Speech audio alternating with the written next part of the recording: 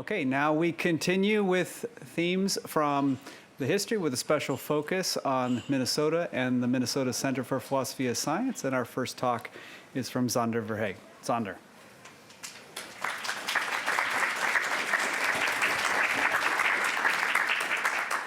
Thank you. So I will be continuing some of the themes that have been introduced by Lydia and Alan this morning. So the role of scientists in philosophy of science in Lydia's talk, and Feigl's promotional activities and helping to institutionalize logical empiricism in the United States. But I will focus a bit more on Feigl's efforts to shape philosophy of science's institutional location in North America. So I'll argue that on the one hand, Feigl helped flourish philosophy of science in the 1960s and 70s, had the golden age from the title. But I will also argue that the way he set things up, the way he institutionalized the discipline, led it to become partly a subdiscipline of philosophy, of analytic philosophy, and that it meant that philosophy also got very much boxed in by its own success, the proverbial gilded cage. So, as Alan has rightly pointed out, Feigl is without doubt the greatest institution builder in the history of philosophy of science in the United States. He's responsible for this prominent center here in Minneapolis. The Journal of Phil Studies, the pamphlet he published with Albert Blumberg in 1931, the two textbooks Alan mentioned, Feigl's and Sellers' Readings in Philosophical Analysis, and Feigl and Broadback's Reading in Philosophy of Science. But if you look closer at these attempts to help and promote philosophy of science in the United States, you see that he seems to be using something like a twofold strategy. So the MCPS, if you look at the founding documents, it's very much aimed to stimulate interdepartmental collaboration and to remove barriers between various fields of science, and to get the philosophers, the methodologists, and the logicians and the scientists in the same room, and to get rid of all these departmental barriers and get them to talk to each other, very much in line with Lydia's talk this morning. But if you then look at philosophical studies, as Alan has pointed out, this is an international journal for philosophy in the analytic tradition. So all the philosophy of science that is published in that journal, and there is some philosophy of science definitely published in this journal as well, gives the image that philosophy of science is for philosophers, and especially for philosophers in the analytic tradition. And you see the same things happening with these two textbooks, these very influential textbooks teaching the next generation. So Readings in Philosophical Analysis has papers in there from Carnap, Feigl, Hempel, Reichenbach, and Schlick, but places them alongside people from the Cambridge School of Analysis, Broad, Moore, Russell, but also some upcoming American analytic philosophers, Chisholm, Quine, and Sellers. But if you then look at the readings in philosophy of science published just a few years later with May Broadback, you have the same logical empiricists there, Carnap, Feigl, Hempel, Reichenbach, and Schlick, but then they are placed alongside philosopher-scientists, the people Lydia was talking about, P.W. Bridgman, Norman Campbell, Pierre Duhem, Albert Einstein, and Ernst Mach, and some psychologists from the period, Kenneth McCorquodale, Paul Meehl, B.F. Skinner. So what I will do in this talk is show that this is not a coincidence, that this twofold approach, having philosophy of science within philosophy departments versus having philosophy of science as this cross-disciplinary field, is in there in Feigl's activities from the very beginning of his American career. So I'll focus first on his year at Harvard as a Rockefeller Fellow in 1930. Then I will look at his decade at the University of Iowa. I will give a brief intermezzo on Feigl's approach to philosophy of science and show that the tension is there as well. And finally, I will look at the first years of his period at the University of Minnesota and the founding of the MCPS, and see that this tension is built in. So let's start with the Harvard period. And it's important to know that Feigl got a Rockefeller Fellowship not to become a member of Harvard's Department of Philosophy. No, he got it to collaborate with B.W. Bridgman, the author who had just published The Logic of Modern Physics. He was a physicist who was also interested in the foundations of his discipline. And the idea of the project, Feigl had written a book in Europe about the role of induction and probability in classical physics, and he now wants to extend this analysis to modern physics, and he thought Bridgman is the perfect person to work with. And this is also clear from the letters the two were exchanging before the Rockefeller Fellowship started. Feigl wrote to Bridgman in 1930 that the topic he had in mind can be fruitfully investigated only in direct relation with the actual methods and results of contemporary experimental physics. So it's not a purely philosophical project. It can only be done by collaborating with a practicing physicist. So this is the theory. What actually happens when he is at Harvard is there's nothing really coming out of this project. There's no new work published by Feigl in the whole 1930s that actually builds on this cross-disciplinary research done with B.W. Bridgman. And letters from the period show that he actually spent most of his time at Harvard's Department of Philosophy. So he writes back to Europe all of the time, particularly to Schlick. And in these letters, he's continuously talking about all these people in the philosophy department, Suzanne Langer, who has this logic club, C.I. Lewis, who has published this great volume, Mind and World Order, which is very much like what Schlick has been doing in Europe, he says. This new talented logician Quine, Scheffer, and this Whitehead that they all already knew, but has made this metaphysical turn. Feigl writes this back to Schlick. And there's no mention of any of the physicists at Harvard that were also working at Jefferson Lab, like B.W. Bridgman. And the one place where Feigl actually says something about Bridgman is in one letter from December 1930, where he says, well, Bridgman is a particularly likable man with an admirable instinct regarding foundational questions, but he's also somewhat helpless and clumsy in his explicit philosophical remarks. So it seems that he got more out of his contacts with the philosophers in the philosophy department than out of his actual collaborations with Bridgman. Now, at the end of the fellowship, Feigl gets an offer to be an instructor at the University of Iowa, and this is also the moment that he decides, I'm going to emigrate to the United States. He goes back to Europe, he marries his longtime fiancée, and together they emigrate to Iowa City, the Corn State capital. And this was quite a culture shock. Imagine coming from cosmopolitan Vienna and going to Iowa City. And the first letters he sends back to Europe really reflect that. He's really amazed by all these Americans rushing around in their cars, seeing that as a natural form of recreation, he tells Schlick. And he's constantly getting lost in the Iowa City street grid system. So yeah, it's really fun to read what Feigl's first impression of a small college town were at the time. Looking at the intellectual context, the Iowa Department of Philosophy had just lost two of its most important professors, Edwin Starbuck and G.W.T. Patrick. And both had this project to combine philosophical idealism with religion and something that is not very open to Feigl's approach to scientific philosophy at the time. But those people had just left, so the department was quite decapitated, you could say. There were just three relatively minor philosophers left. Herbert Martin, who worked on the moral development of children, James Manry, who was a Presbyterian philosopher and mostly did missionary work in India, and Bono Tepper, who was a specialist in the work of Dilthey. But all of the three obviously had a very different conception of philosophy. And Feigl, this was his period that he was the most ardent propagandist of logical empiricism, writes back that his colleagues are nice but stupid. And he writes that they're hopeless Philistines. So yeah, he wasn't too big of a fan of the intellectual climate at Iowa.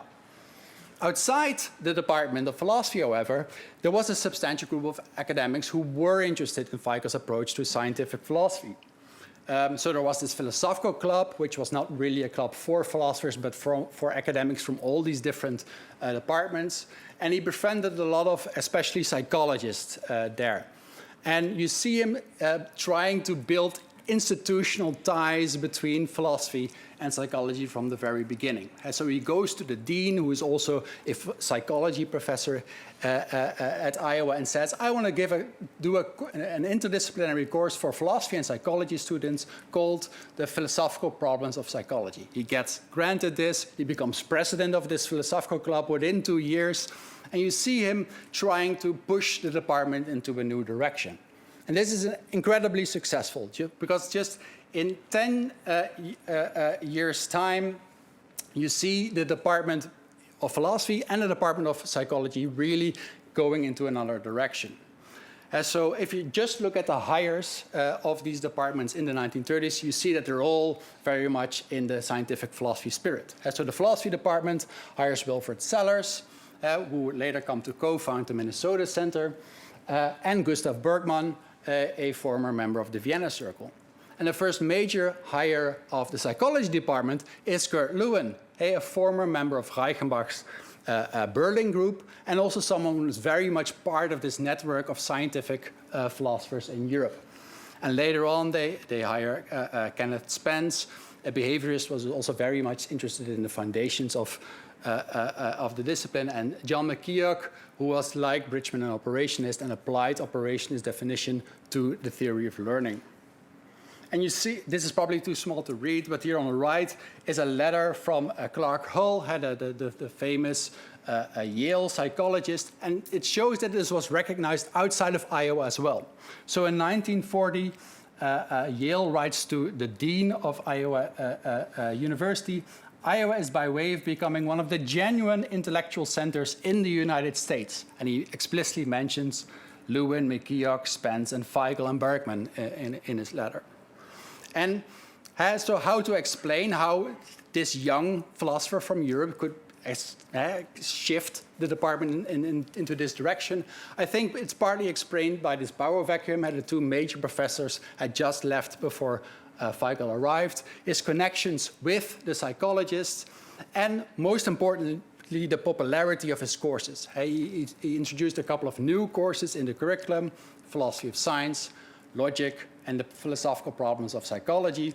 And these were spectacularly successful. They got big enrollment numbers. And Feigl wrote back to Schlick at some point, enrollment numbers are the measure of all things at this university. So get the people in your courses, and this is the direction that the university the department will be taking in the future.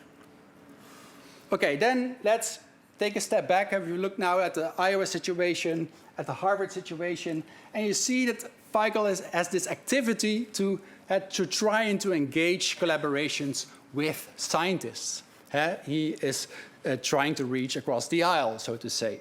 And this is not a surprise, because Feigl came from the Vienna Circle, which was a collaboration between physicists and mathematicians and logicians and philosophers and social scientists. And so he tried to recreate it to some degree in the American context. And this is also emphasized in the Blumberg and Feigl paper, where Feigl basically says that what makes logical positivism exciting is its radical break with tradition. It's not these genius philosophers, but the agreement of numerous logicians, philosophers, and scientists. So this model in which there is cross-disciplinary collaboration. But if you look at Feigl's publications in practice, then none of his early work actually reflects this cross-disciplinary collaboration. And there's no paper which builds on the insights he gets from the psychologists at Iowa or the philosophers at physics. It's mostly Feigl telling what is and what is not a pseudo-problem. That's basically what he's doing in the 1930s. So there's this 1935 paper about, that's one of his first on the mind-body problem, but not as sophisticated as his later work.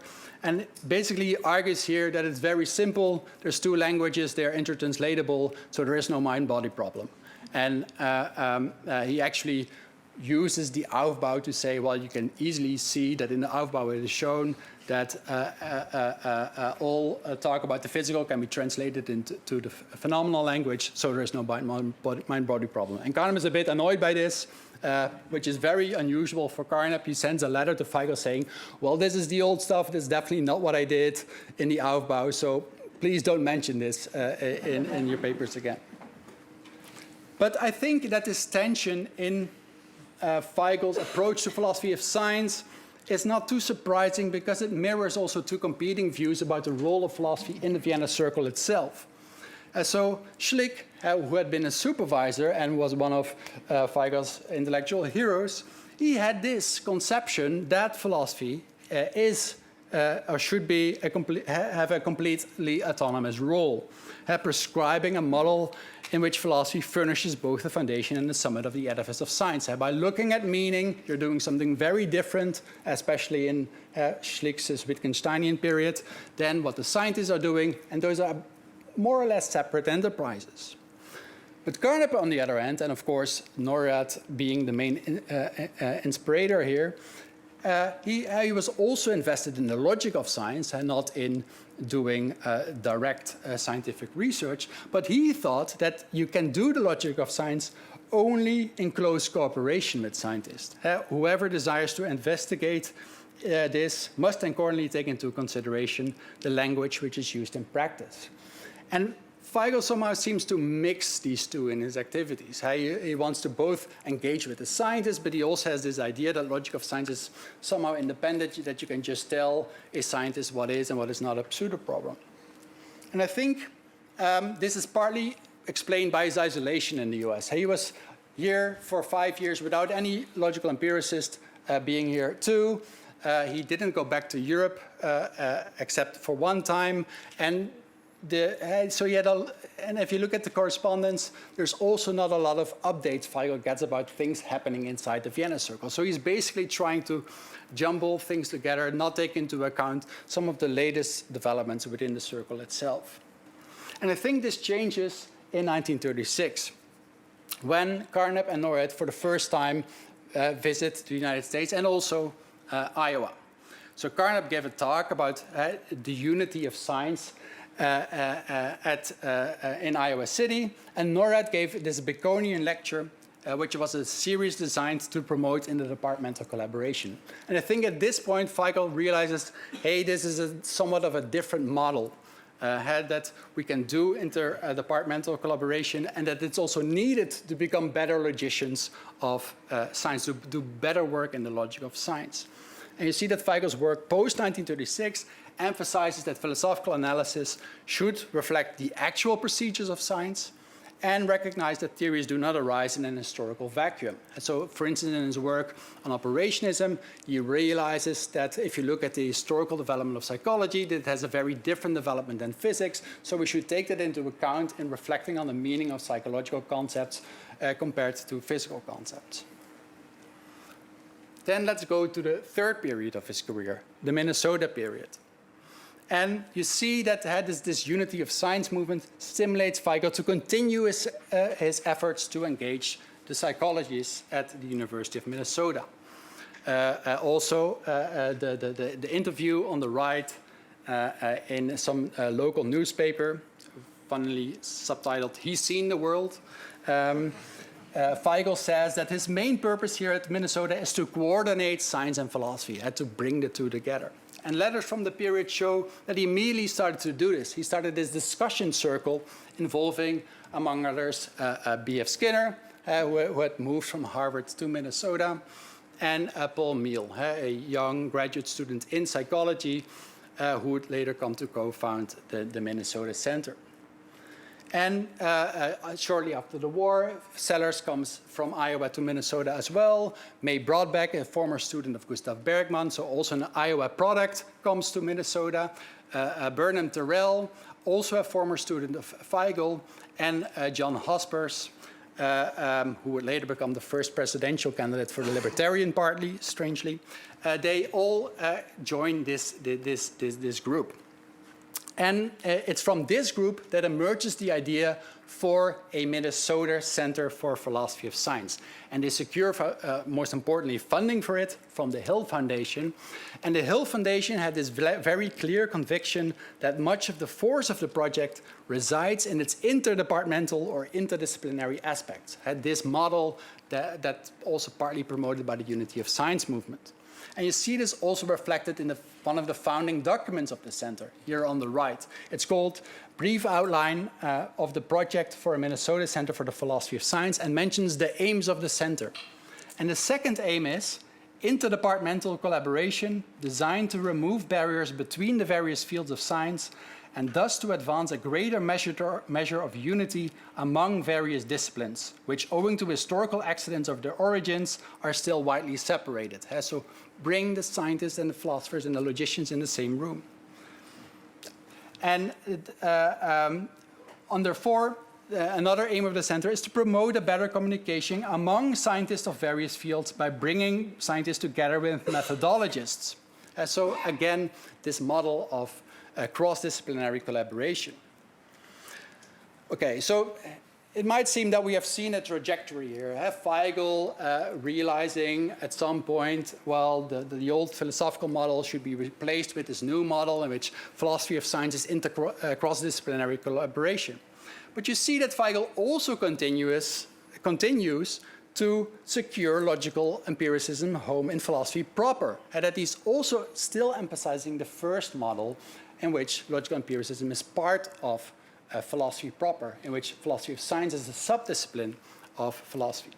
So both philosophical studies, as Alan has pointed out, and readings in philosophical analysis tell the story in which logical empiricism is a part of this new analytic philosophy. Analytic philosophy, Feigl and Sellers write in the introduction of their textbooks, is a combination of Cambridge analysis and logical empiricism. That is what analytic philosophy is. So both these other types of institutionalizing activities emphasize not this cross-disciplinary model, but this model in which philosophy, logical empiricism, philosophy of science are part of philosophy proper, more specifically analytic philosophy.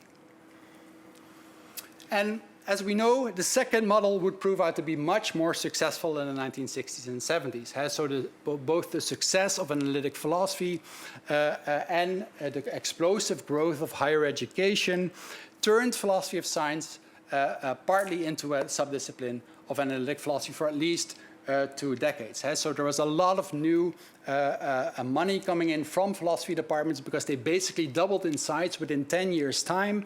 And much of this money was invested in logic, philosophy of science, and philosophy of mind. And this explains partly why this second model became more prominent. And you see this happening also within the Minnesota Center itself, which was originally designed to be cross-disciplinary. You see that it moves towards this more analytic model of philosophy of science as well. The first volumes of the Minnesota Center are definitely cross-disciplinary. They have contributions from psychologists, historians, mathematicians, physicists, and philosophers.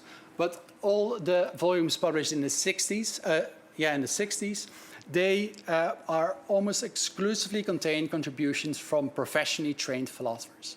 Even the 2 volumes that are about the philosophy of physics do not contain a single entry from a professionally trained physicist. And if you look at the policy documents, you see the same thing happening. So on the left, we have the document we already discussed, emphasizing the aim that the Minnesota Center should be there for cross-disciplinary research. But here's a second document from the 1960s, which is basically the Minnesota Center trying to find more funding. And the opening sentence of this document, which is again called AIM, says, "Science is too difficult for scientists." Next paragraph. "The scientists themselves have neither the time, the training, nor the institutional backing for pursuing this kind of inquiry." And this kind of inquiry is methodological reflections on the basis of science. The third paragraph starts, "Many great scientists have served as their own methodologists and logicians." This is basically Lydia's point. "But in these days, of enforced specialization, experts in the philosophy of science have had to supplement the reflection of scientists themselves. This was one of the main reasons for the establishment of the Minnesota Center. This is false because there was a different reason.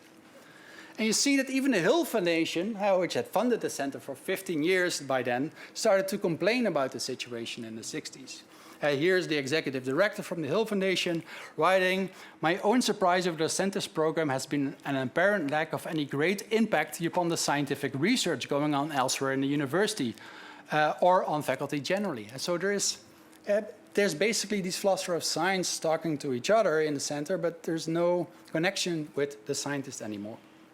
And so the 1960s, they were, you could say in many ways, a golden age for philosophy of science. There's all these new centers emerging, these new conference series, these new classical papers and books being written. Money was flowing in. Philosophers of science had it very easy to find a job in philosophy at the time. But the way in which philosophy of science flourished was as a subdiscipline within analytic philosophy, so that it got boxed in by its own success, you could say. So getting to my conclusion, first I'm going to say what is not my conclusion. Not my conclusion is that we should see Feigl as the culprit who helped to turn philosophy of science into a subdiscipline of analytic philosophy, thereby portraying Carnap, Neurath's, and Frank's vision. I think that would be incorrect. Feigl was not consciously deciding on either of these two models. He was just trying to find a home for philosophy of science.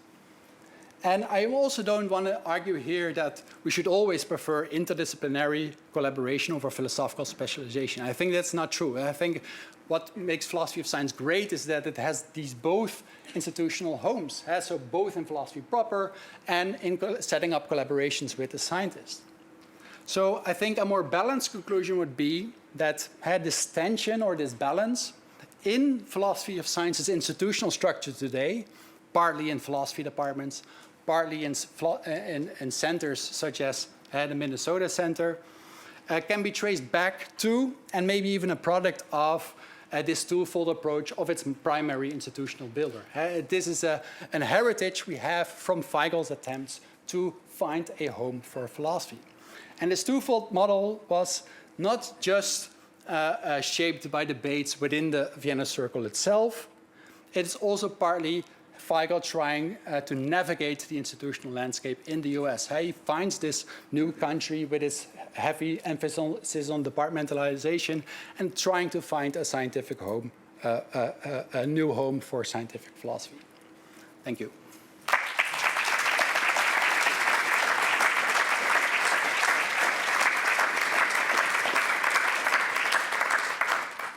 Okay, the mic is available for questions.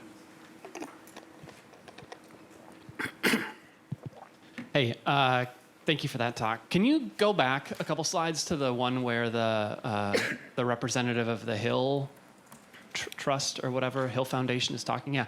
So you read the first sentence of this. I'm kind of interested in the rest, where they seem to say, like, oh, my bad, that I expected philosophy of science to have this impact. Do you have any insight as to why that the person said that? Well, this is basically the same person who was communicating already with the founders in the 1950s. I believe he's called Heckman, right? Yeah, Heckman. And so he had these talks with Feigl already in 1951, talking about this idea of a Minnesota Center. And Feigl there gives two very prominent models for what the Minnesota Center should be like. At the Vienna Circle, this was this great group of philosophers and scientists and mathematicians and logicians. And the other one is the Harvard Science of Science discussion group, which happened in 1940, and had people there like Carnap and Russell and Feigl and Quine, but also psychologists and physicists and historians of science. And they were discussing the methodology of science in an interdisciplinary way. So, and you see in the letter that I quoted earlier in this presentation, where Heckman says, what I really think is great about this center is this interdisciplinary aspect of the Minnesota Center. So it's from this, this point of view that he later says, well, okay, this is not what I expected, but maybe I would, maybe I got it wrong. But this is probably saying this because he's not a philosopher, so he's also not really, he's grappling with, okay, so maybe I misunderstood what the whole project was aimed at from the beginning. And also the next paragraph, which is not on the slide, it says, of course, Feigl is this great institution builder, and it has many successes, the Minnesota Center, but it's just that I was expecting that there would be more engagement from the scientists themselves.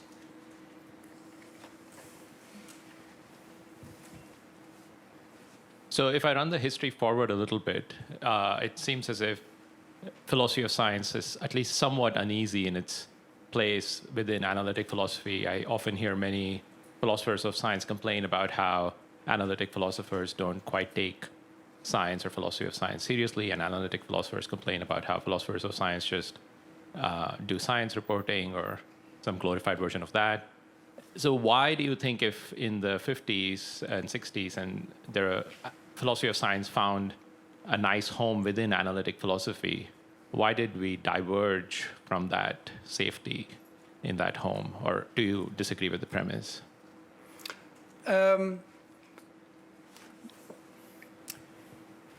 So I'm going to move away a bit from the why question, but I think you're right in the assumption that this is definitely a picture I'm giving here of philosophy of science in the 1960s and 70s. I'm definitely not claiming that this is what philosophy of science is today. I think the pendulum has swung back quite a bit, and there's now much more cross-disciplinary research going on. And I think one of the great things is that because Feigl has this dual approach, building both these centers and institutional representation within philosophy departments, that these centers were already there.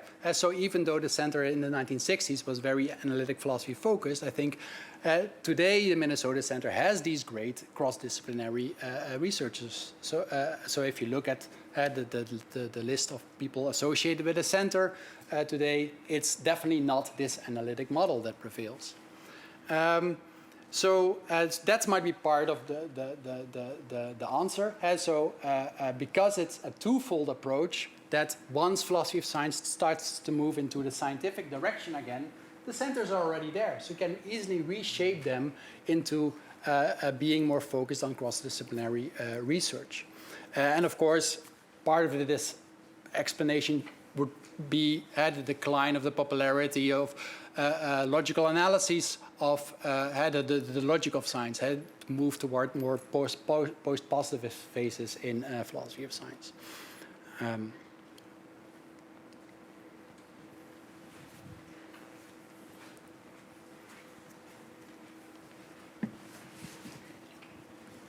Thanks. So you showed the change in, I think it was the grant application from early on to the 1965, and mentioned that there was sort of a change in the argument, the rhetoric they used. And I'm curious if, so science is too difficult for scientists. Scientists don't have the time or the training. So I'm curious, do you happen to know what prompted that change? Were there certain experiences that maybe Feigl and others were having, whoever was writing this, I wasn't clear about that, at the time to make them think that, obviously they didn't think that before, that scientists didn't have the time? Were they getting sort of, feelings of a lack of interest from the scientists and working with them, or that the scientists were saying they were too busy? I think part of the reason is the changes in philosophy more broadly. You see that philosophy of science just becomes a discipline for professionally trained philosophers. So the people there at the center, the visitors, the people they invite for conferences, the people they invite to contribute to the series, the Minnesota Studies series, they're all professionally trained philosophers. So you have to provide a rationale for this, right? And this is probably the way of thinking. That due to increasing specialization, scientists used to be able to reflect on the methodological foundations of their work, but now this has become a subdiscipline of its own with professionally trained philosophers of science. And I think that's the story they tell about why you have seen this transition. Looking at this from the scientific perspective, I've seen also a couple of letters from people who were previously closely associated with the logical empiricist movement. E.g. Boring is a very interesting example. He was there at Harvard when Feigl had his Rockefeller Fellowship, and Feigl played an intermediary role there between Bridgman and the psychologist. You have this explosion of operationist literature in the 1930s. Boring was part of that, and he learned this from Feigl, who talked about Bridgman's approach. And so Boring was always very interested in logical empiricism up until the 1930s, 40s. He kept following what Feigl was doing. There's this interdisciplinary symposium on operationism in the 40s where Boring and Skinner and Feigl both present papers.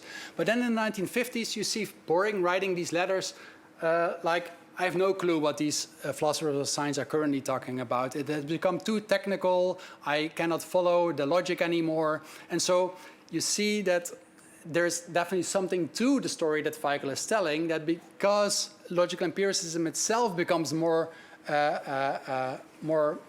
technical, but also more advanced, the analyses are not as simple or naive as in the early 30s, that it's much more difficult also for practicing scientists to engage.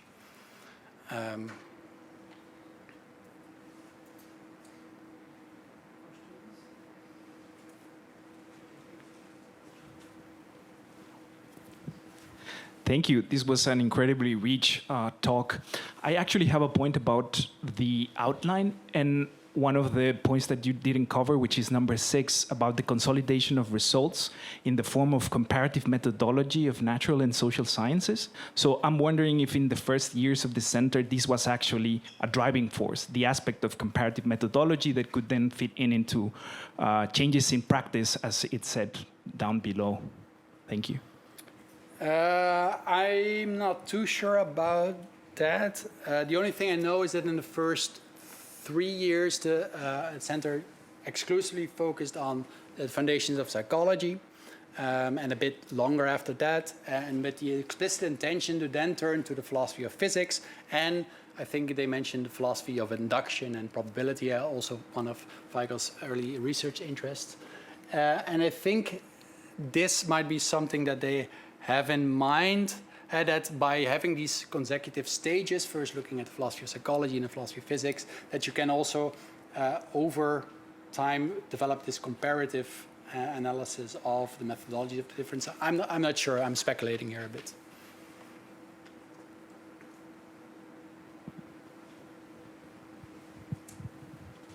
Thanks. So it sounds like we have several examples of collaboration and non-collaboration. And of course, variability means we can do the comparison. Is there any evidence that one or the other is actually better at producing progress?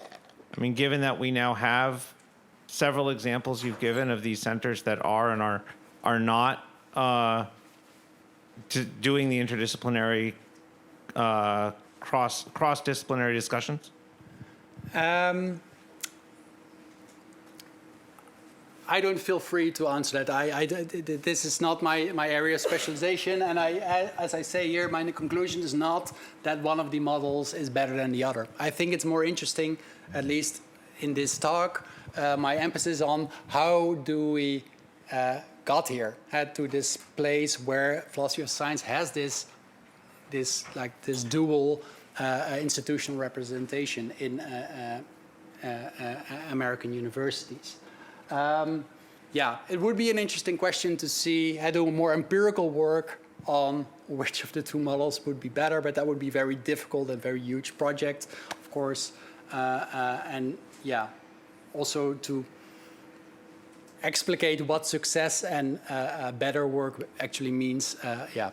I'm sorry, this is a kind of evading answer, but. But I think it would be. I mean, you have the examples now, right?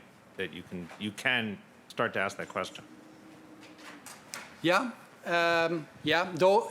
Most of this work is, as you can see is mostly focused on the institution building and what was going on behind the scenes. How did they formulate their aims rather than looking at the content produced by these centers. But yeah, that would definitely be a very interesting follow-up.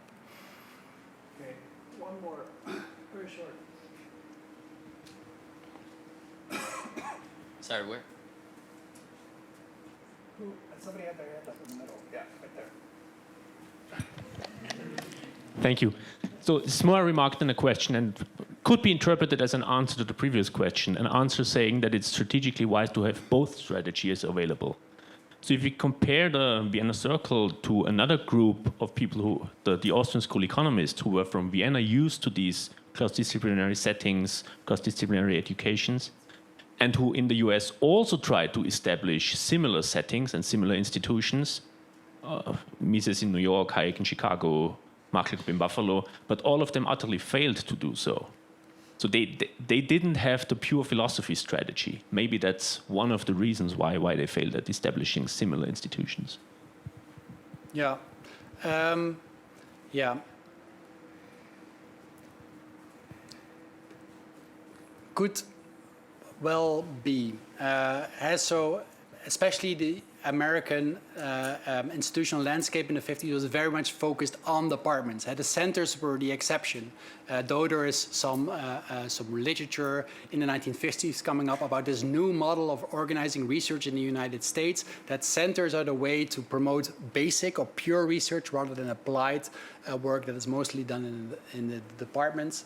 Yeah, that means that I think it is a wise choice to secure logical empiricism's institutional home in philosophy in the 50s. So in the 50s, think about what Feigl saw at the time. So yet many of the immigrants finding an institutional home in philosophy departments. Carnap was at Chicago, Reichenbach was in the philosophy department at UCLA, Hempel was a professor at Yale at the time. Only a few of them, like Tarski and Frank, were institutionally represented in other types of departments. So it would be not very smart to throw away your institutional base in philosophy and just go completely for the center route. And maybe that could have been a long-term vision, but yeah, I think from Feigl's perspective in the late 40s, early 50s, it made sense to emphasize also philosophy of science's institutional home base in philosophy departments. All right, let's thank Sander.